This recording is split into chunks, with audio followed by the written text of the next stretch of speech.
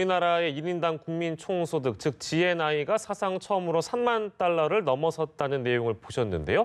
하지만 국민들은 이를 체감하기가 좀 어렵다, 이런 지적들이 나오고 있어서요. 그 이유를 좀 근본적으로 살펴보도록 하겠습니다. 김대호의 경제읽기, 김대호 경제학 박사와 함께하도록 하겠습니다. 어서 오십시오. 예, 일단 기존 정보부터 좀 저희가 분석을 하고요. GNI, 그러니까 국민 총소득이 3만 달러를 넘어섰다. 이게 여기 어떤 의미가 있는 겁니까, 일단?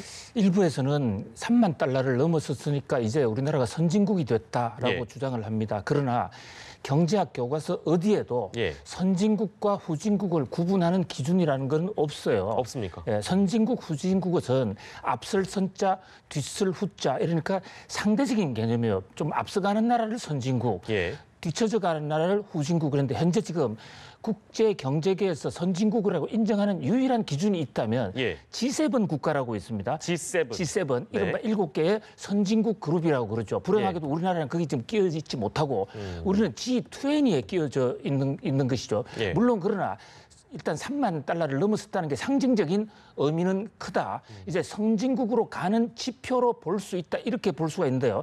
우리가 성장을 한 거 마찬가지로 다른 나라도 성장을 했기 때문에 상대적 관점에서 선진이냐 후진이냐를 따지는 것은 국민 소득 금액을 가지고 한다는 것은 좀 어폐가 있다. 이렇게 볼 수 있습니다. 네. 그러면 그냥 쉽게 세계 속에서 우리의 위치는 그럼 지금 어디쯤 왔다고 봐야 되나요? 네, 지금 세계은행 통계에 따르면 우리나라가 세계 31위입니다. 1인당 GDP, GNI를 기준으로 세계에서 31번째인데 우리가 흔히 우리보다 좀 못 사는 걸로 알고 있는 대만이라든지 홍콩 이런 나라가 우리보다 1인당 GNI가 훨씬 높습니다. 싱가포르 같은 데는 우리보다 3배 이상 높은 9만 달러 정도 수준이에요. 다만 그런 나라들은 이 경제 덩치가 우리나라보다 작은 도시국가이기 때문에 평균 소득은 우리나라보다 높지만 국가가 전체적으로 국가 대 국가로 붙었을 때 우리나라의 국력이 훨씬 더 커질 수 있다. 그래서 한국은행에서는 인구 5천만 이상인 나라끼리 한번 따져보자.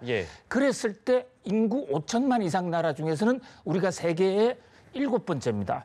그러니까 이것을 흔히 3050 클럽이다 그러죠. 인구 5천만이 되면서 국민 소득이 3만 달러. 그런 면에서 우리나라의 지금 국민 소득이나 인구 규모로 볼 때는 우리 1950년에 67달러였지 않습니까? 거기에 비해서 수천 배 확대했기 때문에 그동안의 이 성과, 이거 대단한 것이고 그동안 이런 한국 경제를 3만 불까지 올리는 과정에서 우리 국민 한 사람 한 사람 또 위정자, 기업인들 정말 존경을 받아도 마땅하다 이렇게 봅니다.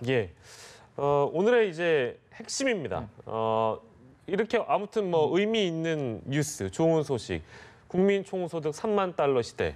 근데 국민들은 체감을 못하고 있습니다. 이유가 뭘까요? 국민 소득이라는 것은 이게 부가가치 개념으로 우리가 말하는 일반적으로 버는 소득하고는 기본적으로 개념이 다른 거예요. 그러니까 이럴 때 우리가 3만 불 소득이다 이러면 1인당 3만 불에 그 곱하기 하면 3,300만 원쯤 되는데 4인 가족이다 하면 우리가 1년에 1억 2천만 원을 못 번다. 나는 왜 이렇게 못 벌까? 이렇게 생각할 수 있지만 거기서 말하는 소득과 부가가치 기준의 GNI 소득은 개념이 다른 것이다. 거기다가 또 하나는 우리 가처분 소득이 있는데요. 실제로 국민 소득은 제일 높다 하더라도 세금이나 공과금 빼고 나면 쓸 수 있는 게 가처분 소득이거든요. 거기다가 또 실질 구매력이라는 PPP 지수가 있어요. 물가를 감안한 이런 걸 감안할 때 국민이 느끼는 체감 지수는 다를 수 있는 것이고 또 하나 우리는 지금 우리 전체 국민 소득에서 가계가 차지하는 비중이 낮습니다. 국가 공기업이 더 크다는 거죠. 거기다가 소득 분배가 좀 왜곡이 돼 있으니까 최근에도 통계가 나왔지만 5분위 배율이 5.43으로 해서 우리나라가 지금 OECD 국가 중에서 가장 분배가 나쁜 나라. 잘 사는 사람은 잘 살고 못 사는 사람은 못 살다 보니까 평균적으로 느끼는 국민의 체감 국민 소득은 3만 달러 시대보다 훨씬 더 못하다. 앞으로 이거를 높이는데 굉장히 방점이 찍혀져야 될 것으로 보입니다. 그러니까 이제 그 큰 틀에서는 국민 총소득 이 3만 달러는 차치하고 실제 우리가 그 국민들이 쓸 수 있는 실제 그 소득, 가처분 소득에 대한 문제점과 빈부격차에 대한 문제죠. 그 두 가지를 이제 진단을 해주셨는데, 그러면 이거 어떻게 해결을 해야 됩니까? 이거를 이제 해결하기 위해서는 기본적으로 우리가 지금 정부가 주도하고 이니셔티브를 하고 있는 이른바 소득을 높이는 소득 주도 성장, 분배 위주의 성장 이거 자체가 기본적으로 방향이 맞는 거예요.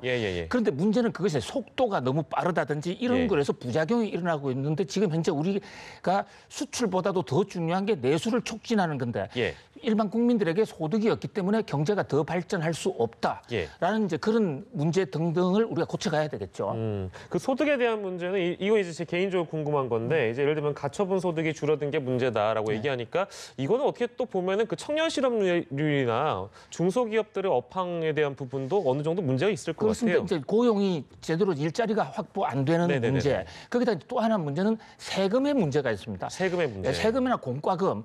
사실상 이제 세금이 아니지만 준조세라서 뜯어가는 돈 이런 게 있으면 가처분 소득은 그만큼 떨어지는 거거든요. 의무적으로 우리는 또 가계 부채도 높지 않습니까? 이자 무조건 갚아야 된다고요. 그런 것까지 감안했을 때 우리 가처분 소득도 높이는 정책이 절실한 것으로 지금 나오는 거죠. 뭐 보시는 시청자 여러분들께서도 아니 진짜 정작 쓸 돈이 내가 부족한데 내 가처분 소득이 없는데 저기 뭐야 국민 총소득이 뭐가 이렇게 중요한 거야라고 생각하실 수도 있지만 아무튼 지금 이제 정리해 주신 이 두 가지 문제를 우리가 잡아야 실제 우리가 쓸 수 있는 소득을 늘릴 수 있다. 이 부분을 저희가 좀 정리해 봤고요.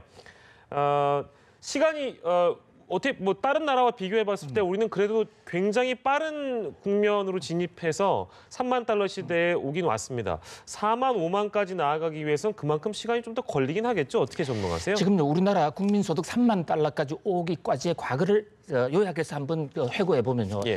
2006년에 우리가 2만 달러를 돌파했습니다. 노무현 정부 시절에요. 그 당시까지만 해도 우리가 최고속 성장을 해왔습니다. 그런데 그때까지입니다. 그 이후로는 우리가 지금 3만 달러 돌파한 나라 중에 가장 늦습니다. 지금 3만에서 2만에서 3만 오는 데까지 우리 12년 걸렸거든요. 독일, 영국 같은 나라는 4년 정도밖에 안 걸렸습니다. 그런 면에서 지금 우리가 2006년 이후로 특히 최근 잃어버린 10년이라는 얘기가 나올 정도로 이명박, 박근혜 정부 시절에 우리가 정신줄을 많이 놓고 있었던 거죠. 12년 동안 많이 둔화됐습니다. 그런 면에서 우리가 지금 분발해야 될 것으로 보여요. 알겠습니다. 이제 마지막 질문이 될 것 같은데요. 우리가 이제 그런 4만 달러, 5만 달러, 뭐 물론 이제 그런 지표도 물론 중요하겠습니다만 아까 말씀하신 어떤 그 기간이라고 해야 될까요? 좀 더 빠른 성장을 우리가 이룩하기 위해서는 어떤 대책들이 좀 필요하다고 보세요? 이제 국민 개개인의 소득도 중요하지만 그 소득이 늘으려면 일단 국가 전체 GNP 덩치가 커져야 되거든요. 그런 면에서 3만 달러, 4만 달러 가야 됩니다. 이 3만 달러, 4만 달러 가려면 궁극적으로는 우리 산업의 체질, 기업의 체질, 또 그리고 우리 잠재 그 성장률에서 나라 경제가 발전하기 위해서는 일단 교육 수준도 굉장히 중요한 거예요. 자본과 이 인적 자원의 배합, 그걸 잠재 성장률을 높인다고 그러는데 지금부터 우리는 잠재 성장률을 높이기 위해서 어떻게 하면 내년 또는 5년 이후에 성장 잠재력을 높일 것인가 여기에 집중해야 될 것으로 보입니다. 잠재 성장력을 어떻게 높일 것인가. 여러 분야에 있어서 또한 노력이 필요할 텐데요. 오늘은 국민 총소득 3만 달러가 돌파함과 동시에 또 우리 국민들은 이에 대해서 어떤 생각을 갖고 있는지, 서민들의 체감 경기에 대해서 또 그 괴리를 어떻게 좁혀야 되는지 그 부분을 저희가 좀 집중적으로 분석을 해봤습니다. 김대호의 경제 읽기, 김대호 경제학 박사였습니다. 고맙습니다.